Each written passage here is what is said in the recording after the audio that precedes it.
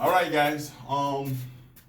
As we covered in the last short video, how when you're factoring trinomial with the coefficient of the first term being 1, but in this case, the coefficient of the first term that we have right now is actually greater than 1. So, and this short video is what we're gonna concentrate on, is how then we have to address a trinomial when the coefficient of the first term is greater than 1.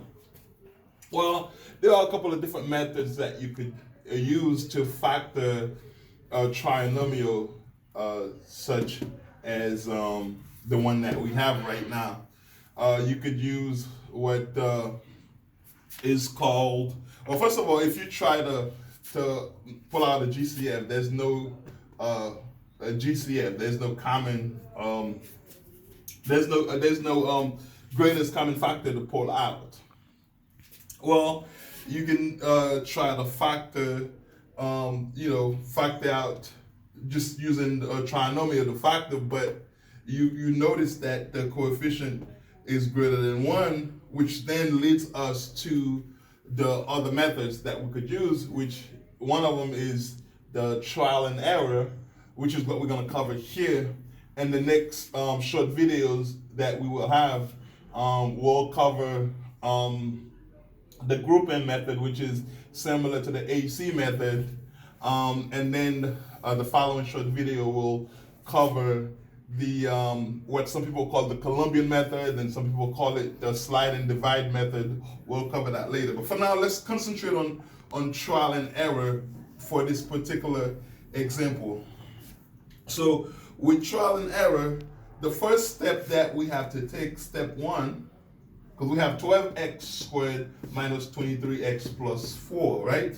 So the first step 1, is that we have to find the possible factors in the first term. If we're looking for possible factors, we're gonna find possible factors. 1x times 12x could be the first set of possible factors. We could also have 2x times 6x. That's another set. We could also have 3x times 4x as possible factors. Step 2. For step 2, okay, step 2, we know that we must multiply to get a plus 5, because that's what we have, a plus 5. So let's say must multiply in order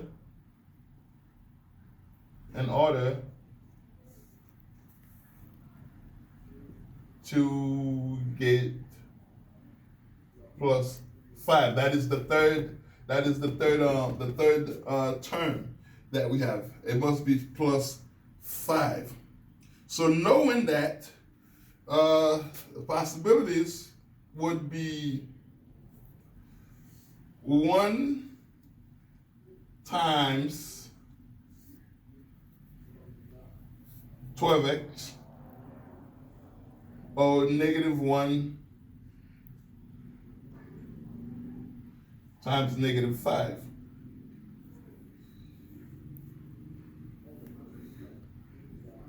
Actually, possibilities would be 1 times actually 5.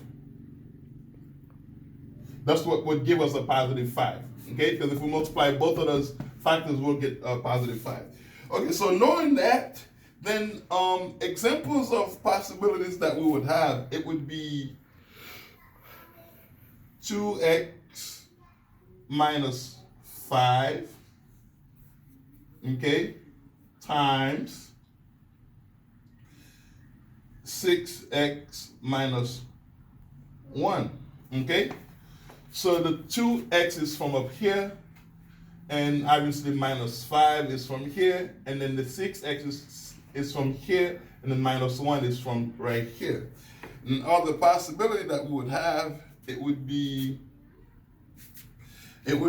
x minus 5, okay? So now we're talking about x minus 5 here. So the next one would be 12x minus 1 times 12x minus 1, okay? That's another possibility. And then next possibility we will have, now we're going to be using the 3x, so 3x minus 1, okay, 3x minus 1 times 4x, okay, 4x, because that's the factor with the 3x, 4x minus 5. And the next possibility that we're going to have, it's going to be 3x minus 5, okay? Since over here was minus 1, so minus 5. The next one will be 4x minus 1, okay? And then the last possibility that we're going to have would be 3x minus 5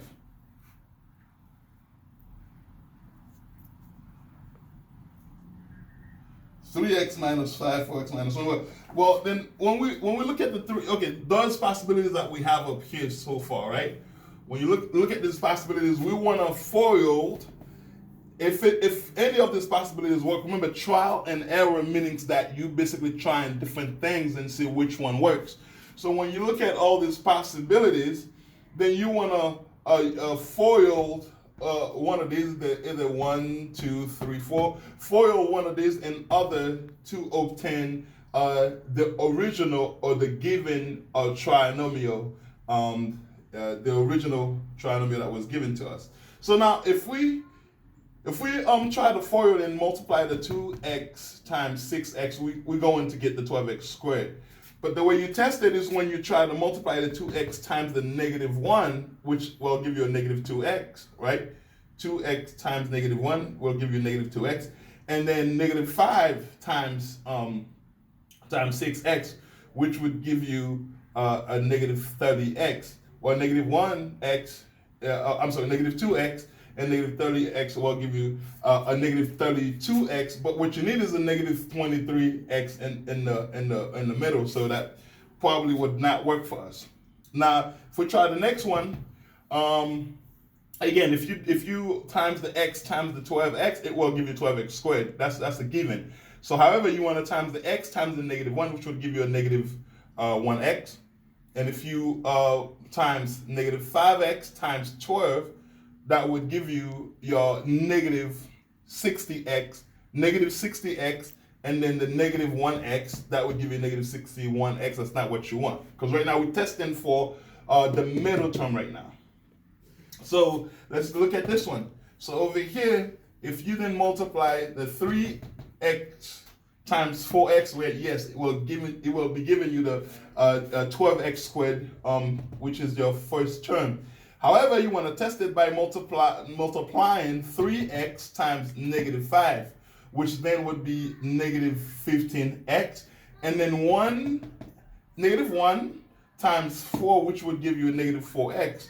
Well, 15 and 4 would give you a negative 19.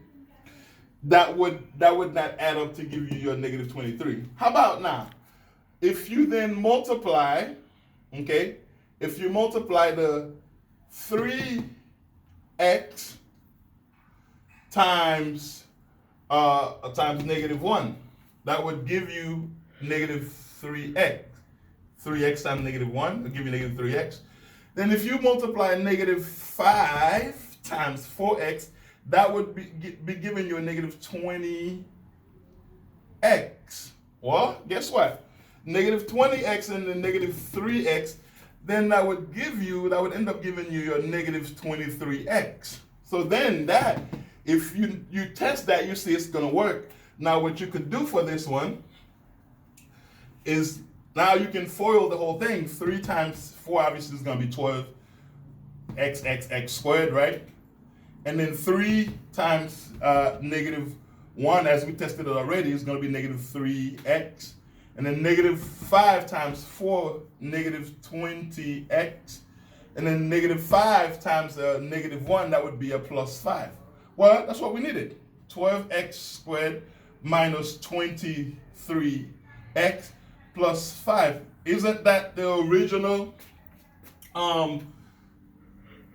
trinomial we had up there? Yes, it is. So the correct answer now, using trial and error, if we were to use trial and error to factor this, now our answer would end up being 3x minus 5 times 4x minus 1. Then that would be the final answer by using trial and error. And actually to test it, that's what we did here. We tested it here and noticed that this option is what works, which is right over here for trial and error. Okay, so that's it for trial and error. The next short video will be covering the second method, which is going to be grouping, or the AC method. Thank you.